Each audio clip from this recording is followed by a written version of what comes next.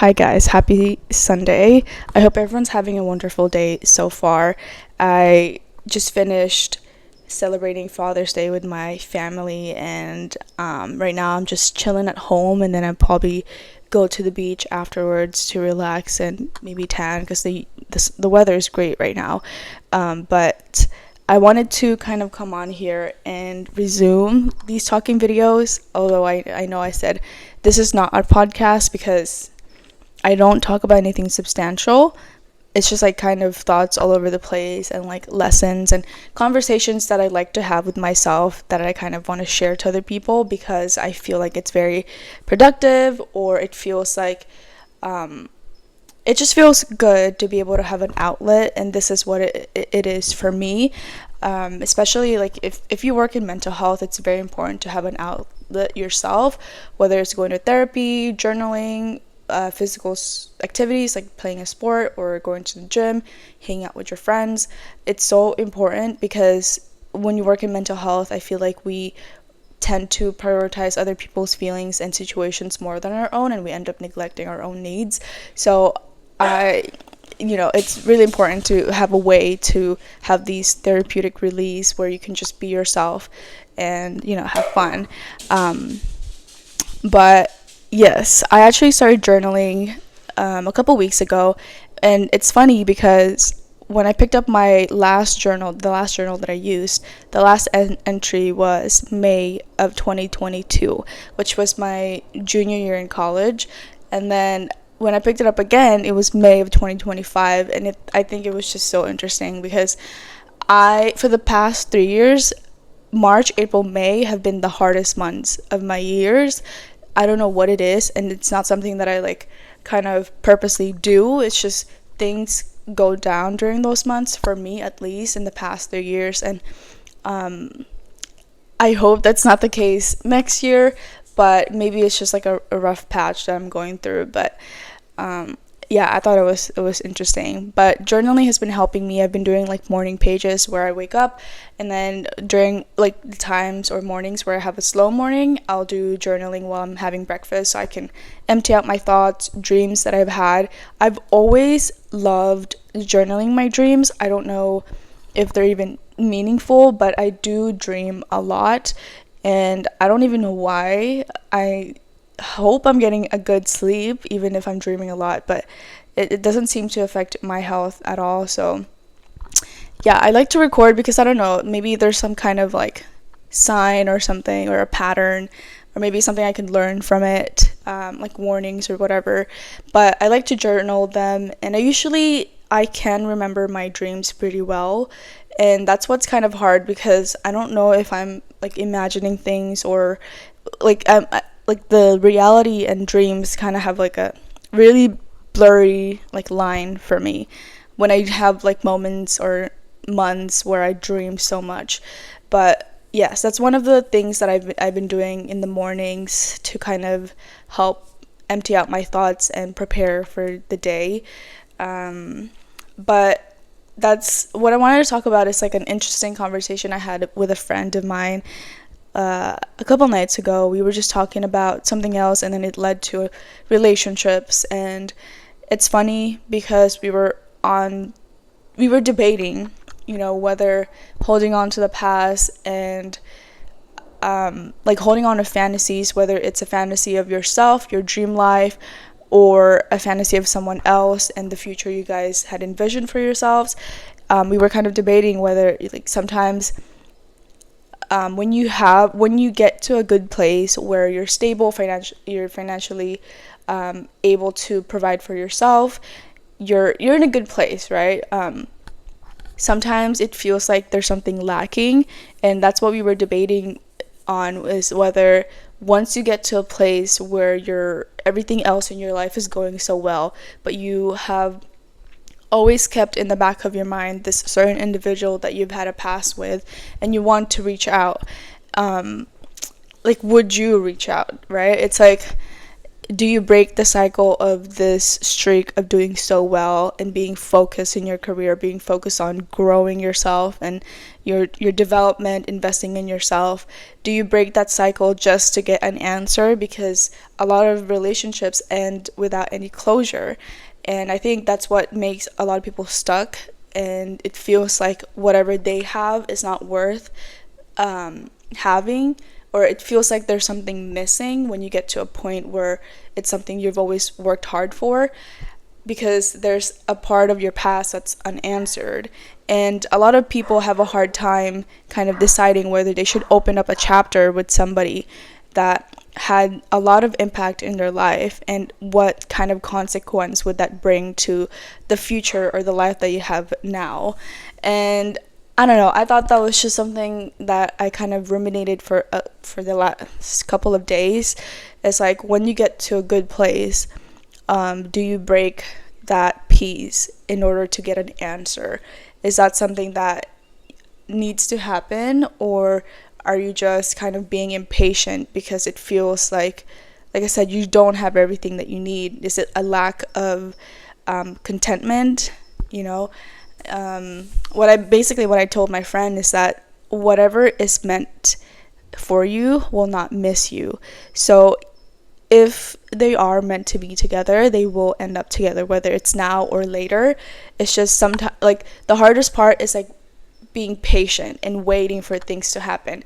But where is the line of waiting and also taking an action, so that you're not kind of wasting time, I guess, waiting for the universe to make things work for you? Do you just follow your feelings, or do you follow kind of the discipline that you've built for yourself in the past couple of years? And I don't know, that was the question that I basically didn't have an answer. And I think a lot of people have gone through either this kind of same situation or are going through the same situation. And I don't know, that was just interesting. I love questions like this that make you kind of think about life in a deeper level. And it's almost like there's no right answer. It's more about like making a choice, making a decision, and standing by it, being responsible like an adult with all of the decisions you make. Because I feel like there's so many paths. Like, our life is like, I think I mentioned this before, but our life is like the center of the tree, and the tree is like the overall possibilities of our future. And there's so many like avenues that you can take. Each decision that you make every moment, it leads you to a different future. So it's like, there's no wrong or right answer. It's more about like, it's about the decision that you make in that single moment. Like, does that serve you happiness? Does that make you feel at peace? If what you want is to get an answer so you can move forward, you know, would you be able to deal with the consequences afterwards? It's just, you know, a matter of risking it and making it through the consequences, and being responsible for your actions. But yeah, that was interesting. I do think that a lot of things happen for a reason, and when things don't go your way, whether something is bothering you, it could just be like a plateau where you feel like most of the times you can compensate this feeling of loneliness with something productive, like a new hobby, or hanging out with meeting new friends, or starting a new career, education, whatever it is. Sometimes that lack of a romantic feeling, you can, make it happen, or you can make yourself feel the same way with other things. It's just a chemistry in the brain. And a lot of people kind of fixate on relationships because, it's really important.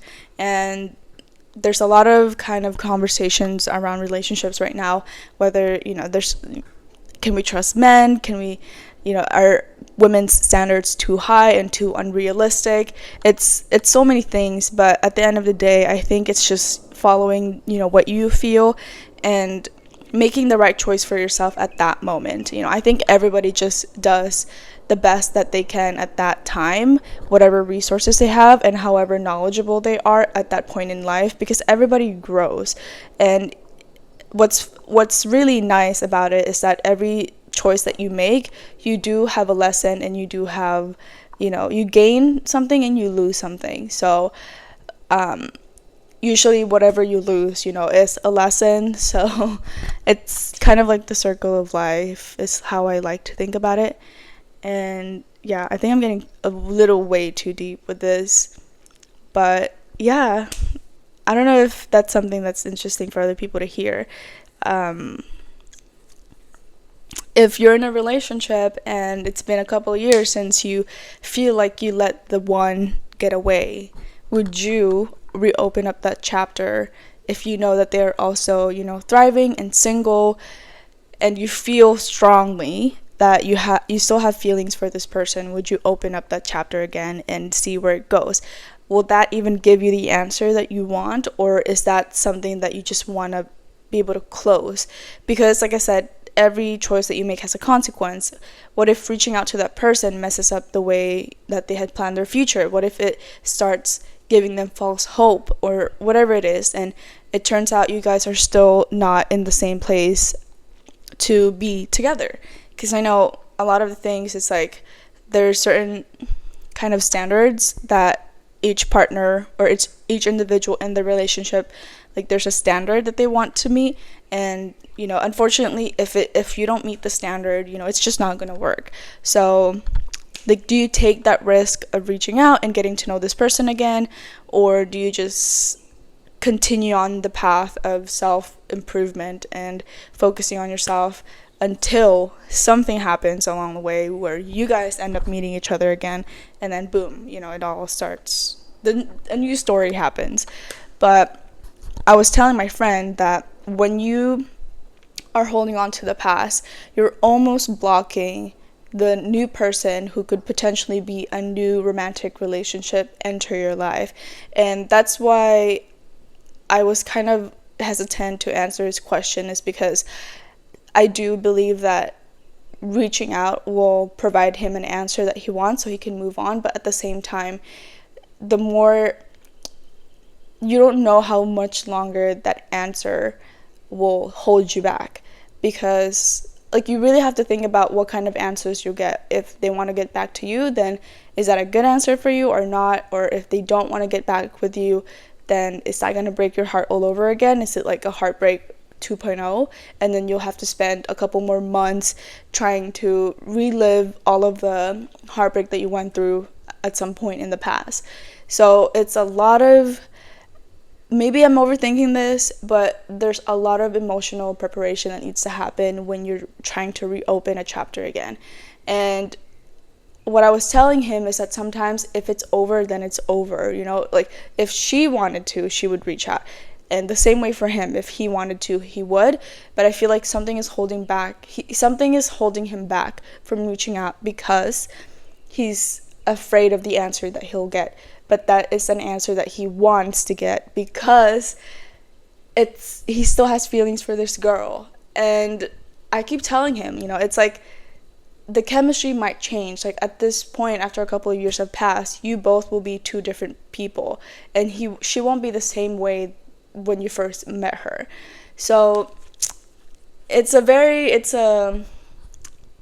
interesting predicament that he's in. And hopefully somebody can also share an input about this if you guys love these kinds of questions about relationships or life. I thought that was just interesting, but hopefully my friend doesn't see this. But yeah, well, that was everything that I've kind of been ruminating over the past week. I hope that was kind of interesting for you guys. Anyway, if you guys have any thoughts, just share, and I would definitely read it, because it is a very hard question to answer if a friend is seeking an advice from you. But yeah, I hope that you guys like this kind of video. But I guess I'll see you guys in the next one. We don't know what the next one will be, whether it's going to be a vlog or another talking video. But anyway, you guys have a great weekend and stay safe out there always. And I'll see you in the next one. Bye.